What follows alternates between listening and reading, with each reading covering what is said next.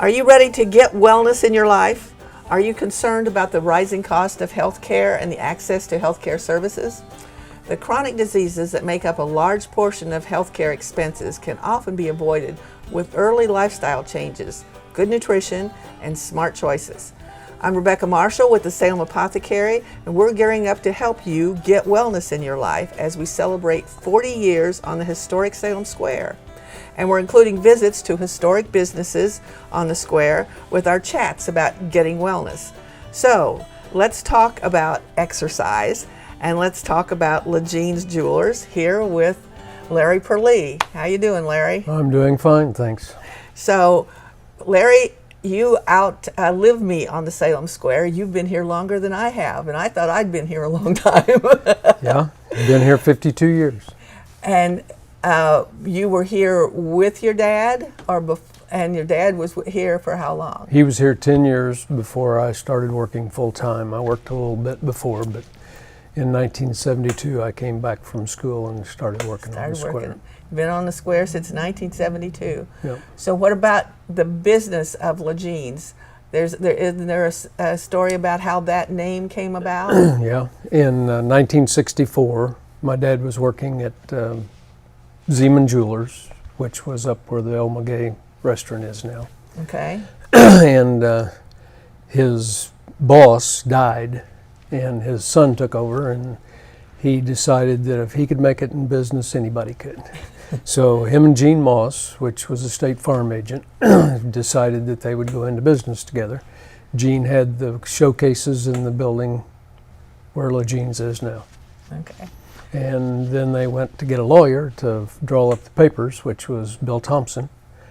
And he asked him what the name of the jewelry store was going to be, and they said, well, we haven't really decided. And he says, well, why don't we take part of Laurel's name and then Jean and make it La Jean? And he says, oh, that sounds good. So that's how this name came. LaJean's Jewelers came about. And about what year did they actually open up over at the building where you are now? It was in November of 1964. 64, okay. Yeah. So that's quite a time that you've been there. Mm-hmm. How has the building changed since you've been there? Well, whenever we first started, Gene Moss had an office underneath the stairway as you come in the store. And Florence's Flowers was in the back part of the building. And then on the very back part, which is now the parking lot for the employees, there was a buggy and harness shop. And we tore that down and made a parking lot in the back.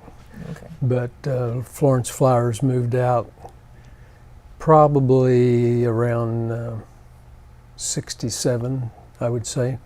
And then Gene moved back in the back of the part, and we stayed up all the front. Okay.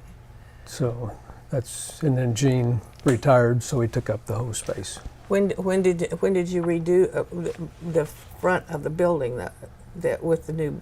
That was in 1974. Okay. It's whenever there used to be two entrances to the front of the store, door on each side, and we did change that in 74. So you were talking about the building in the back. I'm going to digress and tell a story about Lion Block. Mr. Armstrong, that used to have Armstrong's Hardware 2 doors down here, told me the story that when this building in Lion Block was first built, that there was an outhouse back here behind it that was a semicircular outhouse, and it had 7 doors on it. And so that there was an outhouse door for each one of the businesses along here. I have often wondered, I've never found a picture of that, but that's what I'd like to see a picture of that semicircular outhouse that had 7 doors on it. Yeah, that'd be neat. And the history of the square. Yeah. Well, when you don't work, what is the thing that you like to do? Well, I feed my cows every morning and every night. They're always happy to see me. Never talk back to me. And then I like to ride a bicycle. I thought that I'd heard that. Exercise. So my health tip for this week is about exercise, how important it is. How much how far do you ride when you ride your bicycle? Well, 3 weeks ago, I drove to Muncie, and I rode my bike to Richmond, and then back to Muncie, which was 82 miles. I was planning on doing 100 that day, but I was by myself, and Muncie's, if you haven't been there lately, is pretty rough looking, and I was afraid that if I did it by myself, I might get mugged or something, so I didn't do the 100. But I did do 82. You did 82. Wow. At 72. Good for you. But do you do anything to get ready to do that many miles? I mean, how on an average do you do so much every day, or you just go out and do it? Well, I do it every night. Normally I ride 12 to 25 miles. Jonathan Spaulding, which has Nat Miller Brown part of it. Yeah. Me and him rode the next Sunday after I did that at Muncie, 34 miles here, just around in the country and back around. So I warned him I was 72 whenever we started the ride. And he told me he was 48, but he was 50 pounds overweight. So he said that evened it out. He said that it kind of evened it out. Well, you guys are really good because, as I said in our entry, exercise and lifestyle is what the most important thing that we can be doing. And unfortunately, I see a lot of my patients that when they get to be 72 or so, that they just sit down. And we talked to Rita about being in the sun, and being in the sun is important and getting sunshine, but just sitting is not necessary. Even though it's in the sunshine, it's not necessarily good.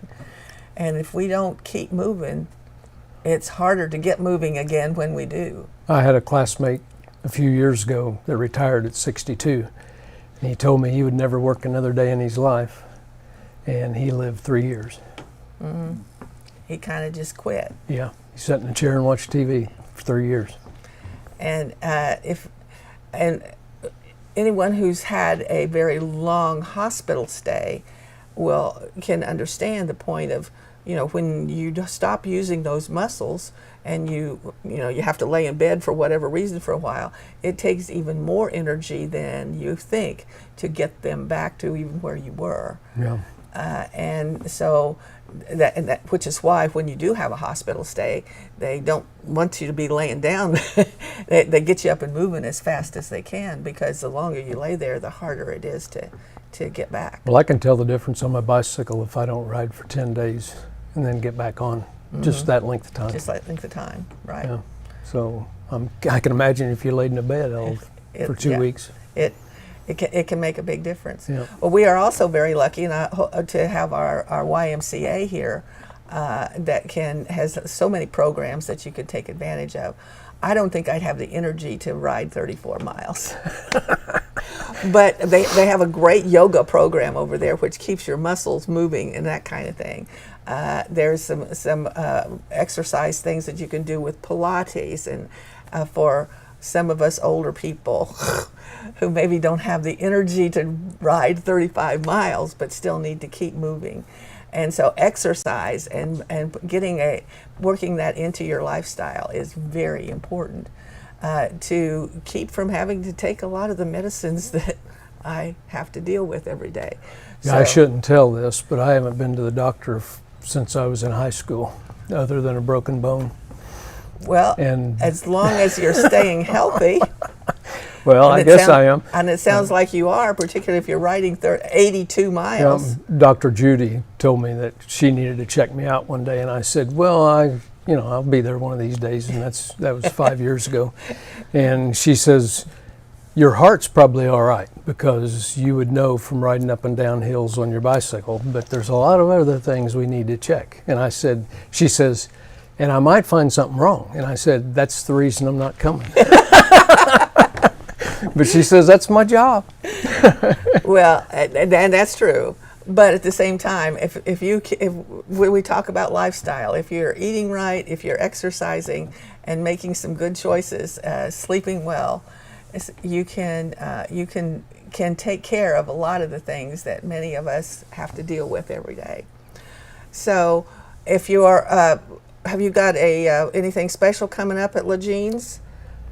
Well, our anniversary is coming up in November, so we're planning a sale in November. Okay, and what anniversary are you going to celebrate? Well, that'll be, 60, 61? 61 years. 61 years. Good job. So Yep. the Salem Square is a good place for business, and got a lot of good businesses here. So The buildings are getting old, though, and they're... we some of our buildings are getting old. I'm proud of the fact that there has been a drugstore here for over 140 years. We've only been here for 40 years, but there's always been a drugstore here in this building, and that's one of the things that I'm proudest of. Ours was a candy store to start with, so it's evolved. It's from evolved there. into a different kind of eye candy, right? Yeah. Okay. Thank you very much for being a part of our podcast today, Okay. Larry.